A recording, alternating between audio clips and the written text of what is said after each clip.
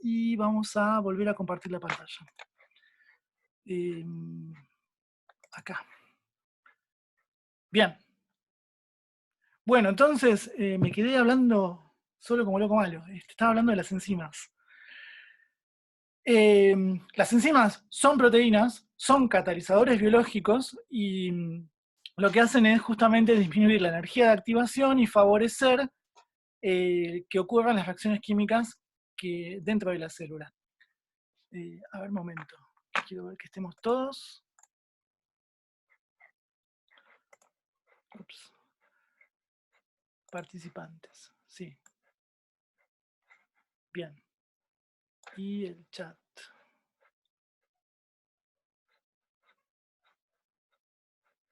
Bueno, háblenme por el chat si surge algo que lo voy chumeando. Bien, otra característica de las enzimas es que son específicas, son reacción específica. Cada reacción química que ocurre dentro de la célula, vieron en ese diagrama, en esa red metabólica que les mostré, cada una de las conexiones entre los nodos, entre los puntos, cada una de las reacciones químicas está catalizada por una enzima específica, ¿sí? Hay una gran diversidad, miles de enzimas dentro de la célula, porque cada enzima va a cumplir con una reacción química específica. Entonces, las enzimas pueden ser regiones de su estructura molecular denominadas sitios activos que permiten el reconocimiento de un sustrato específico. Es una interacción como de una llave con su cerradura. O sea, son alta y estrictamente específicas. Cada enzima cataliza una reacción química en particular. O sea, esto sucede porque cada enzima, acá en el diagrama la enzima está pintada de amarillo, es una proteína. O sea, si yo, esa enzima, por ejemplo, ahí la muestran como una estructura globular, digamos, pero es básicamente una secuencia de miles de aminoácidos doblada sobre sí misma, que forma una estructura secundaria, que forma una estructura terciaria, y que finalmente adquiere una forma que le da una especificidad para con un sustrato particular. Ahora estoy viendo. La carga eléctrica selectiva. Hernán me está preguntando en el chat si tiene que ver con la carga eléctrica selectiva. ¿La especificidad de la proteína, me decís, de la enzima? Sí. Sí, en parte sí. ¿Por qué? Vamos de a poco. Y con esto de paso repasamos un poco lo que hablamos de proteínas. Decimos, la enzima es una proteína. Las proteínas, ¿se acuerdan que les conté que tienen estructura primaria, estructura secundaria, terciaria y cuaternaria? ¿Sí? La estructura primaria era básicamente la secuencia específica de aminoácidos que forman esa proteína. Ese polímero, ese tren, esos vagones de aminoácidos que van a formar esa proteína. Eso era la estructura primaria. ¿Sí? Ahora, esa estructura primaria, como lo venimos viendo y estudiando en el dogma central, no es al azar, sino que está determinada por los genes en el genoma de la célula, ¿sí? Entonces, esos aminoácidos, ¿se acuerdan que el aminoácido tenía un grupo carboxilo, un grupo amino, un hidrógeno y un grupo radical que podía ser el que le da la identidad a ese aminoácido, que sea metionina, que sea prolina, que sea lisina, isoleucina, glucina, todos los aminoácidos que conocemos, va a depender de cómo sea ese grupo radical, ese R que define cada uno de los aminoácidos. Esos grupos radicales pueden formar uniones con otros grupos radicales, con otros aminoácidos. Eso hace que yo tenga mi proteína que se empieza a doblar, a plegar, y dentro de ese plegamiento empiezan a interactuar aminoácidos en la misma proteína, de diferentes posiciones en la estructura primaria. Entonces, yo tengo una proteína que se empieza a doblar, que se empieza a plegar, y que empiezan sus aminoácidos a interactuar entre sí. Esas interacciones muchas veces están dadas por la carga eléctrica. Y ahí voy a lo que está preguntando Hernán, creo. Entonces, hay uniones entre aminoácidos dentro de la secuencia de una proteína que están dadas por la polaridad de carga. ¿Sí? Son interacciones eléctricas entre aminoácidos de una misma proteína. Entonces, la proteína se empieza a plegar, los aminoácidos que están adentro se empiezan a unir con uniones eléctricas, por ejemplo, y eso le da una identidad, una característica a esa proteína, ¿sí? Esa proteína va a formar, va a tener una estructura, una tridimensionalidad, un volumen y una forma que le va a permitir unirse e interactuar con sustratos específicos. Entonces, por ejemplo, voy a hablar de un ejemplo de una enzima que estaba leyendo hoy, una topoisomerasa se llama la enzima. Topoisomerasa es una enzima. La topoisomerasa es una proteína. ¿Qué hace? Desenrolla el ADN en el núcleo antes de la replicación. Una cosa que, no sé, es lo que hace la topoisomerasa. ¿Cómo lo hace? Tiene un bolsillo la topoisomerasa, imagínensela como una bola de proteína que tiene un hueco, un bolsillo, donde entra justo la doble hélice de ADN. Y lo que hace es, la envuelve, abre el ADN, lo separa y lo desenrolla. Esa enzima, la topoisomerasa, solamente hace eso. Y solamente lo hace con ADN, porque en su bolsillo, en su sitio activo, solamente entra la doble hélice de ADN. ¿Cómo hace para tener ese bolsillo?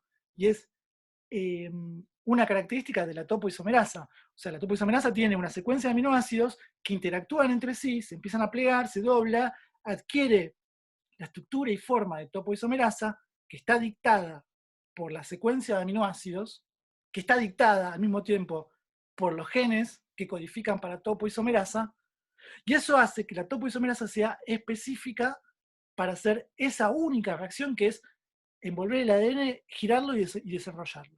¿Sí? Es la única reacción química que hace la topoisomerasa, porque es específica de esa reacción química.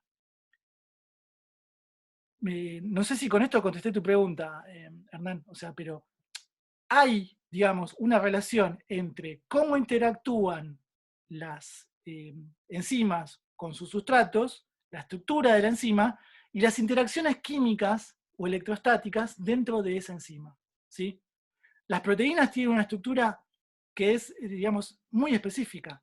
Y esa estructura específica está dada por las interacciones que hay entre sus aminoácidos que componen la secuencia, digamos, la estructura primaria. ¿Sí? Sigo viendo el chat. Venga la pregunta, Rodrigo, sí.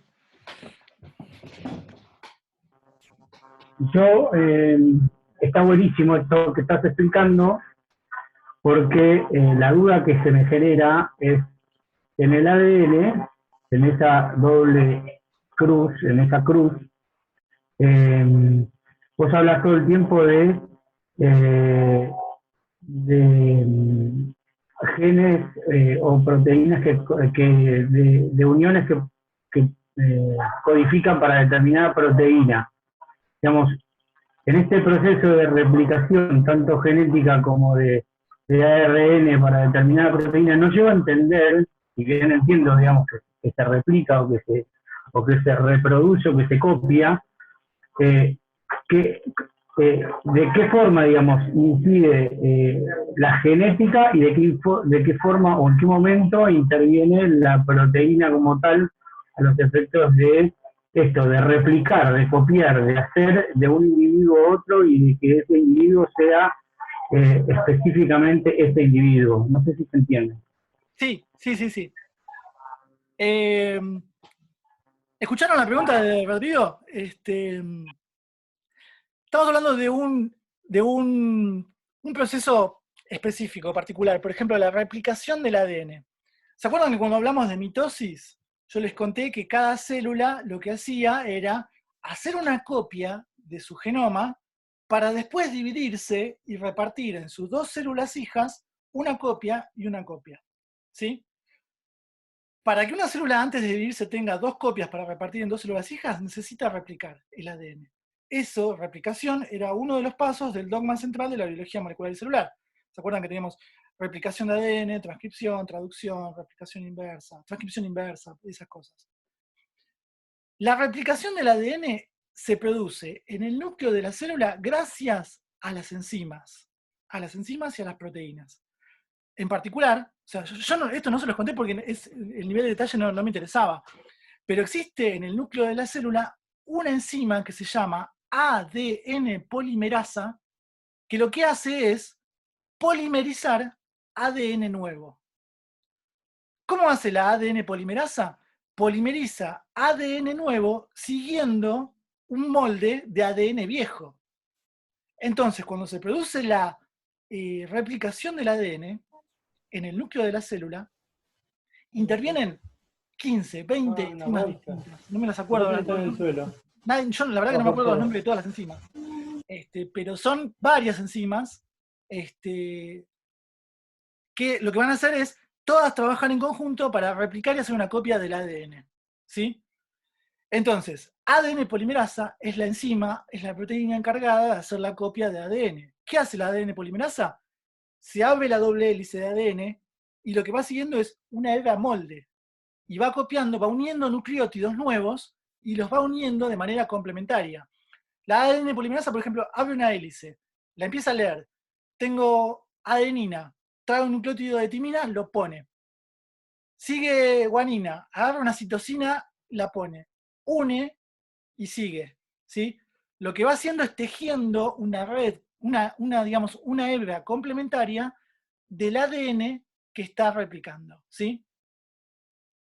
Entonces, es como similar a cuando se crea el ARN que va copiando la segunda parte, ¿no? Exactamente. Vamos, pero exactamente. obviamente con las de ADN. Exactamente. De hecho, ahora, cuando pasamos a la transcripción, cuando estamos hablando de la síntesis del ARN, la enzima que hace la transcripción se llama ARN polimerasa. ¿Sí? Lo que hace es polimerizar ARN. La ADN polimerasa lo que hace es replicar ADN. De nuevo, yo todo esto no entro en detalle porque no me interesaba, pero todos estos procesos, todos estos pasos, son reacciones químicas. Están ocurriendo en una célula y están ocurriendo gracias a enzimas. ADN polimerasa, ARN polimerasa, y hay un montón. Son las que les estoy mencionando, pero está esta que les contaba, la topoisomerasa, helicasa. Hay enzimas que abren la doble hélice, hay enzimas que giran la doble hélice, hay enzimas que cortan y pegan la doble hélice. O sea, cada reacción química en estos procesos está mediada por una enzima. Voy al chat. Rodrigo pregunta, ¿esa replicación es exacta? Sí, pero no siempre. La idea es que cada célula haga una replicación exacta, que no haya cambios o variaciones en la información genética. Yo me refiero a la que está dentro del núcleo, porque por lo que entiendo ahora, que es bastante claro lo que explicaste, es que dentro del núcleo se genera la replicación que tiene que ver con la genética. Sí. Digamos, con la copia del ser vivo. Y la replicación o la transcripción y luego lo que hace la polimerasa tiene que ver con el nacimiento de nuevas células del individuo que no son tendientes a la replicación genética, sino a la evolución y al crecimiento de ese individuo. Sí. ¿Es así o estoy equivocado? No, está bien, está bien. Vamos a separar algunas cuestiones. La célula necesita replicar, copiar su ADN, para después dividirse, y cuando se divida cada célula hija tenga su copia. ¿Sí? Lo que hace después la célula, la transcripción y la traducción, es para su funcionamiento normal, digamos. No es que necesita sí o sí transcribir y traducir para poder reproducirse. Para reproducirse sí o sí es condición que se copie el ADN, que se replique. Después, transcripción y traducción va a ser todo el tiempo, se reproduzca o no, ¿sí? O sea, es como que necesita todo el tiempo, necesita proteínas para su funcionamiento. Entonces todo el tiempo va a estar transcribiendo y traduciendo. ¿Sí? Les comento algo de, ahí Rodrigo pregunta, ¿esa replicación es exacta? La idea es que sí, pero no siempre pasa. Tenemos dos situaciones. La célula además, durante el proceso de replicación, cuando está copiando el ADN, tiene enzimas específicas que se encargan de hacer un visado, un control de calidad, una copia. No me acuerdo los nombres de las enzimas, para serles honestos, pero eran 2 o 3 que lo que hacen es en inglés se llama proofreading, hace una prueba de lectura. Empieza a replicar, copia, y al mismo tiempo está chequeando que lo que esté copiando esté bien, ¿sí? Entonces tiene una especie de control de calidad la célula, de que esté copiando bien el ADN. ¿Por qué? Porque si se producen errores de copia, estamos teniendo mutaciones. ¿Y se acuerdan el ejercicio del conejo sano y el conejo mutante? O sea, tenía una inserción en el TP3, tenía una inserción de una citosina en un lugar que no iba a citosina, Y eso es un error de copia, ¿sí? Y eso es una inserción, eso es una mutación, eso me produce cambios en el marco de lectura, eso hace que después cuando se vaya a la traducción se me formen proteínas que no son funcionales, y eso hace, digamos, que traigan, digamos, consecuencias negativas en principio, y bueno, quizá en algún momento de selección natural positivas, pero en general son negativas. La célula trata de que ser conservativa, de no tener errores en la copia y de que las copias de ADN todas sean iguales. Pero se producen los errores de copia. O sea, una mutación es un error de copia muchas veces, ¿sí? Me fui por las ramas mal. Vuelvo a las enzimas. ¿Queda claro? ¿Alguna pregunta más de esto? No, nada. Querías Bien. agregar algo más, pero no viene el caso. Bueno, cualquier cosita después cuando termine la clase lo charlamos, o sea, lo podemos seguir charlando. ¿Listo? Entonces, lo que les muestra el esquema es básicamente uno de los mecanismos de acción de las enzimas. La enzima es la que está en amarillo, los sustratos, los reactivos, son el verde y el violeta. El violeta ven que tiene dos pedazos, tiene un pedazo violeta oscuro y violeta claro. Lo que hace la enzima es, en su sitio activo, en su bolsillo de enzima, une los dos sustratos, se forma lo que se llama complejo enzima-sustrato. La enzima cataliza la reacción, baja la energía de activación para que esa reacción se produzca y libera los productos. Ven que en esta reacción química el cambio, la transformación que se produjo fue que el violeta claro y el violeta oscuro se separaron y el violeta claro se unió al verde. Esto es una transformación química. O sea, dos compuestos, a partir de dos compuestos, de dos reactivos, obtengo dos productos que ahora son diferentes. Se produjo una reacción química mediada por una enzima, ¿sí? De este mismo esquema, abajo tiene la representación enzima más sustrato, me forma el complejo enzima-sustrato, y obtengo la enzima más los productos. Lo que me interesa es que veamos que tengo la enzima en los reactivos, tengo la enzima en los productos, esta enzima terminó de hacer la reacción, se libera y está lista para volver a agarrar más reactivos, ¿sí? Más sustratos. O sea, puede volver a catalizar otra misma reacción en el citoplasma de la célula, o en donde se encuentra, en la célula, digamos. O sea, la enzima todo el tiempo está catalizando esta reacción, pero no es que se consume con la reacción. La cataliza, se libera y puede catalizar otra vez otra reacción distinta. Distinta, digo, o sea, con los mismos sustratos y los mismos productos, ¿no? Porque dijimos que eran específicas para esta reacción. Bien.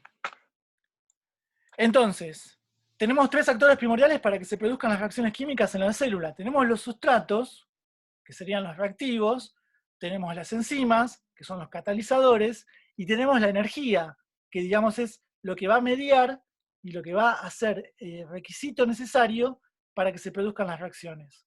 Las reacciones, recordemos, o van a liberar energía o van a consumir energía. Eso es si son endergónicas o exergónicas.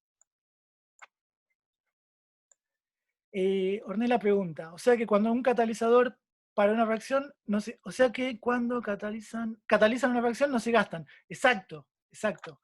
O sea, el catalizador, la enzima, no se consume en la reacción. Termina la reacción, se libera y puede volver a catalizar otra vez la misma reacción con otros reactivos, con otros sustratos. Entonces, tenemos nuestros tres componentes principales para que se produzca una reacción química dentro de la célula. Las reacciones químicas dentro de la célula las vamos a separar en dos grandes familias. O son reacciones anabólicas o son reacciones catabólicas, ¿sí?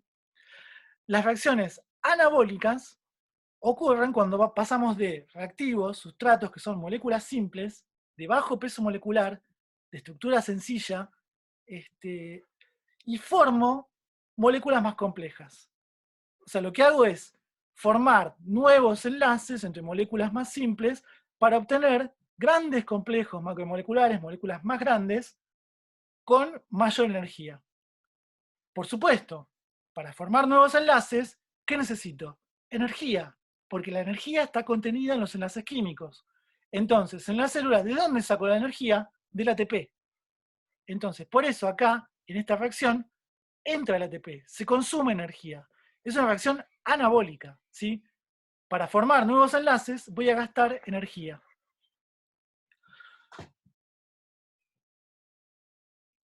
Exacto, Hernán dice que viene de las mitocondrias. Sí, exacto. Viene de la respiración celular, o sea, del ATP que fue formado, que fue fosforilado en las mitocondrias. Ya vamos a llegar a la respiración celular. Así que, o sea, ya vamos a ver también cuál es el rol de las mitocondrias y cómo se obtiene el ATP de las mitocondrias. Del otro lado de la vereda tenemos las reacciones catabólicas, que es exactamente lo opuesto. O sea, la reacción catabólica, yo parto de un sustrato, un reactivo, que es una molécula compleja, de gran peso molecular, de gran tamaño, con gran cantidad de uniones químicas y mucha cantidad de energía, y lo que se hace es, se rompen enlaces químicos. Obtengo más moléculas de menor tamaño, de estructura más simple, y se libera energía. Se libera energía que puede ser almacenada en forma de ATP. ¿Sí? ¿Se acuerdan? El ATP lo vimos en la clase del lunes, hablamos de trifosfato de adenosina, dijimos que era la moneda energética que utiliza la célula para los intercambios de energía, para almacenar o para entregar energía en función de cómo lo requiera. Entonces, lo que me interesa que quede claro es, anabolismo voy de cosas simples a cosas complejas, catabolismo voy de cosas complejas, de moléculas complejas, a moléculas más simples. O sea, el anabolismo es analógico a construir una pared. Yo lo que hago es pegar ladrillos y obtengo una pared. El catabolismo es analógico a romper una pared. Tengo una pared armada, la destruyo y obtengo ladrillos sueltos.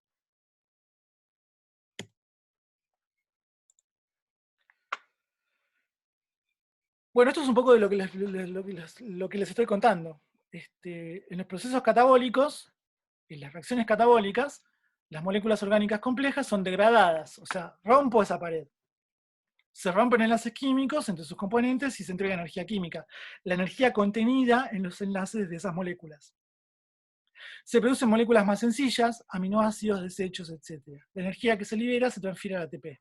Cuando hablo de moléculas más sencillas, por ejemplo, estoy hablando de, yo me como un bife, un pedazo de carne. El bife tiene gran cantidad de proteínas. Esas proteínas son de gran peso molecular. En el sistema digestivo, lo que va a ocurrir es que van a actuar enzimas digestivas que van a romper los enlaces de las proteínas, de esas proteínas que entraron con el alimento. ¿Y en qué me lo va a dividir o a cortar? En aminoácidos, ¿sí? O sea, lo que está haciendo es romper los enlaces peptídicos que unen los aminoácidos y obtengo aminoácidos sueltos. Esas son reacciones catabólicas, ¿sí?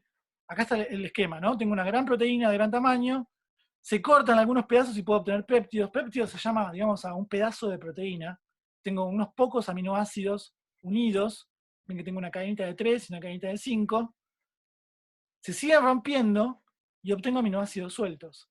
Todo este proceso de proteína, aminoácidos, son reacciones catabólicas. Como voy rompiendo enlaces, voy liberando energía.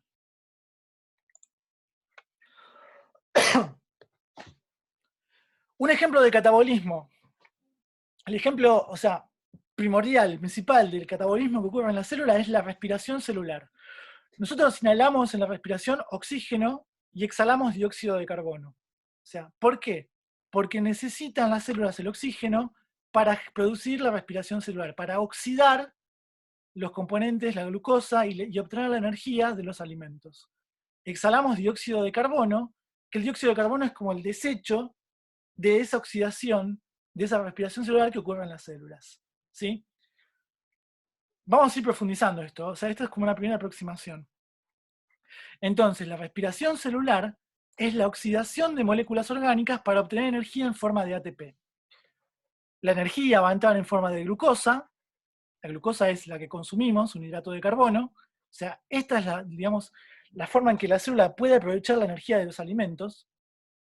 Se combina con el oxígeno que ingresa en la respiración cuando uno inhala, ese oxígeno atmosférico del aire que uno respira, eso, o sea, uno del sistema respiratorio entra por las fosas nasales, va a los bronquios, va a los pulmones el oxígeno se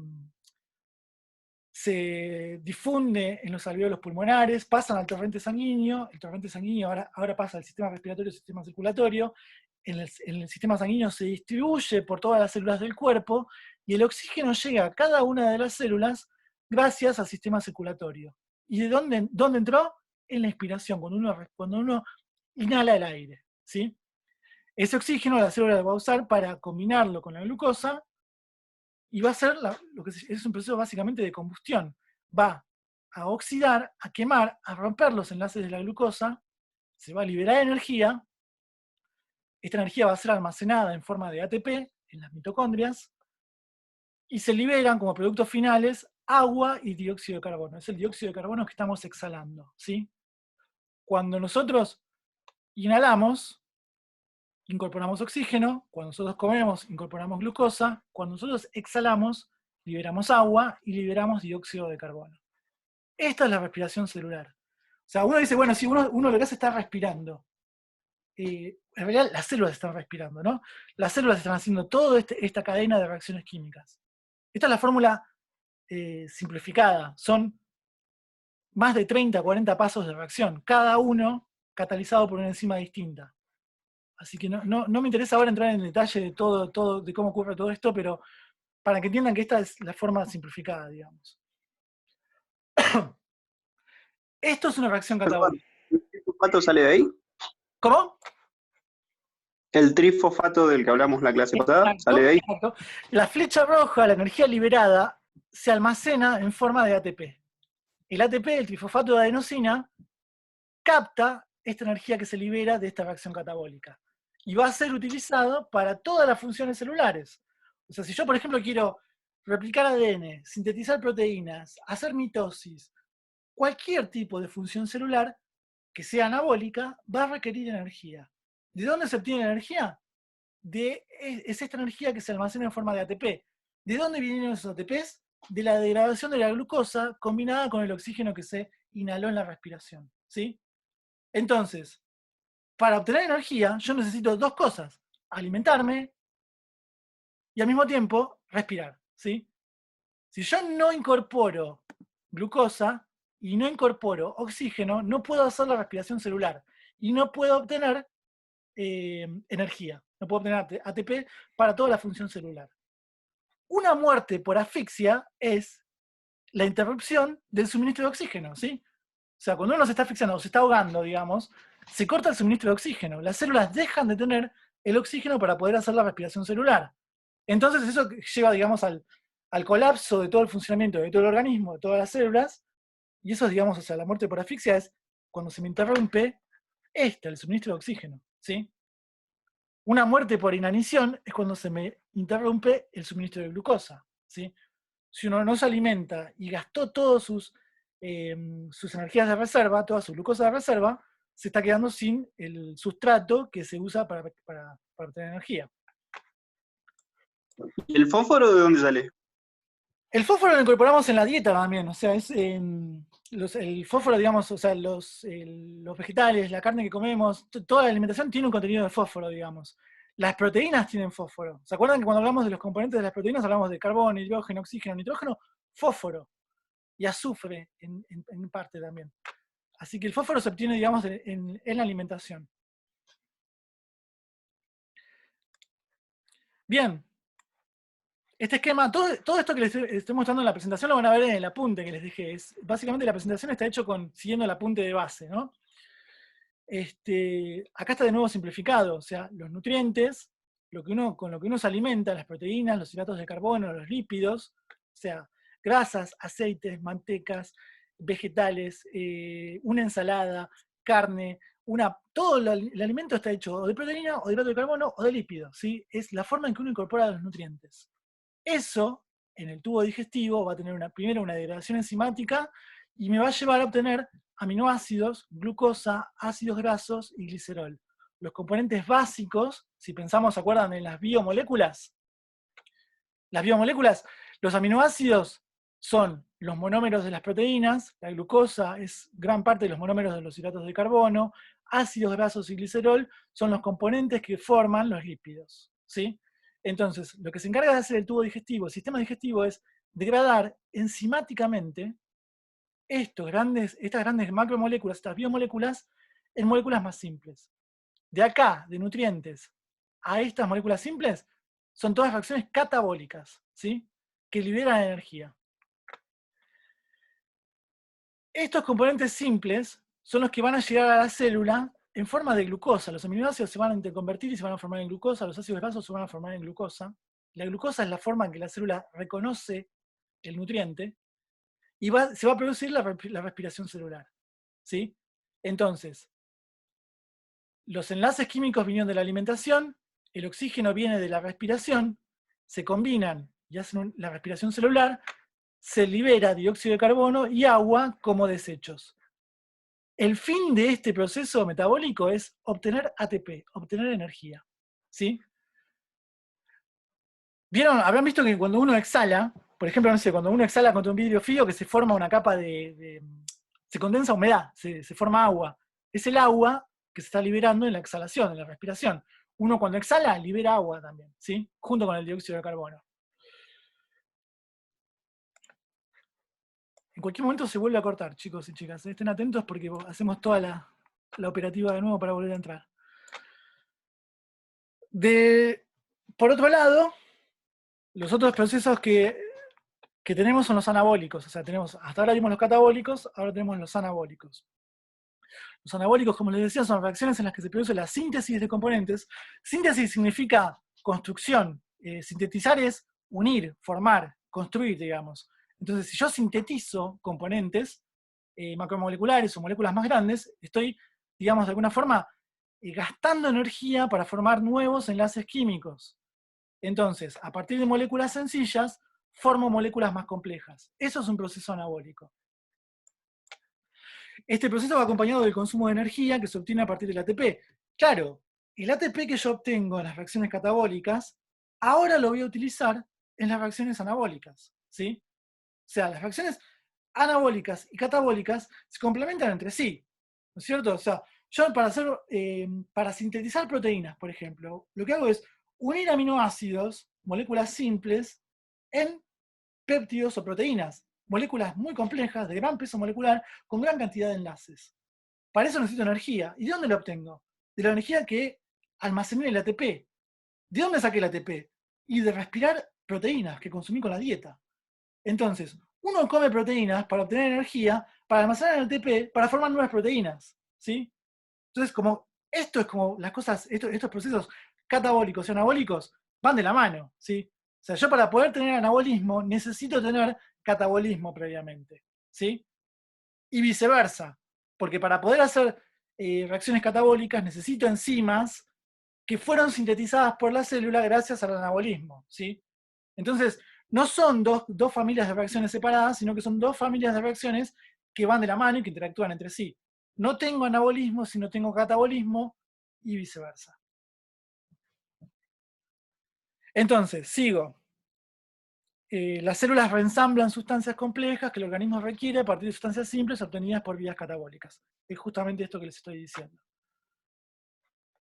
En el esquema lo que van a ver es también esto que estamos diciendo, ¿no? A partir de sustancias simples obtengo sustancias más complejas con gasto de energía.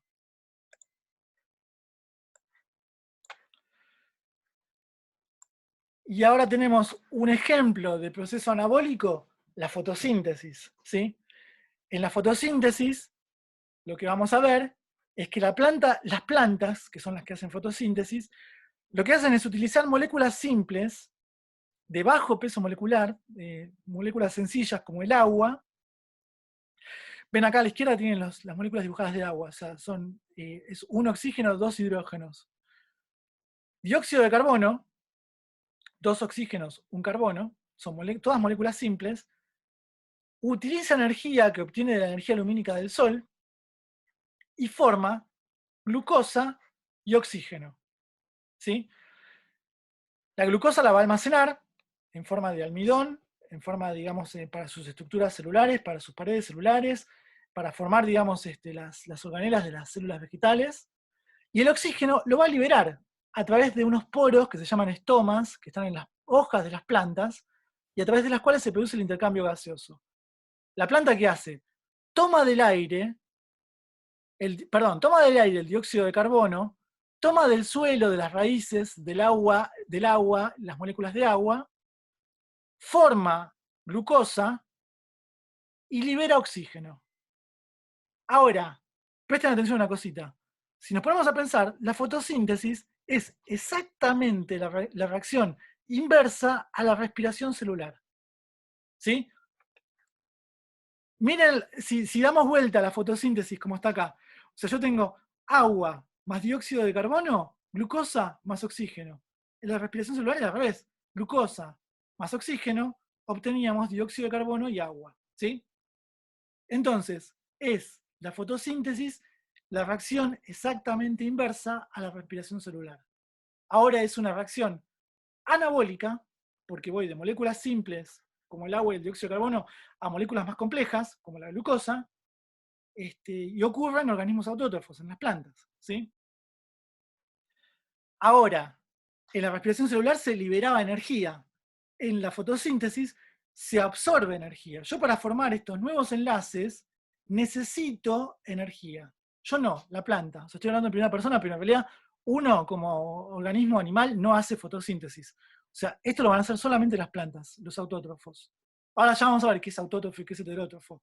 Pero esto es exactamente lo que hacen las plantas. Estamos en cuenta regresiva, se nos corta. Retomamos en 30 segundos. A ver, vamos a ver si... Exacto, sí, hay una analogía con el panel fotovoltaico. Ahora vamos a ver qué podemos decir del panel fotovoltaico. Va, ustedes van a poder decir más que yo en realidad del panel fotovoltaico. Exacto, la energía proviene de la luz. Bien, el aporte de fósforo en el pescado. Sí, ahora estoy viendo las... No había visto los aportes en el chat.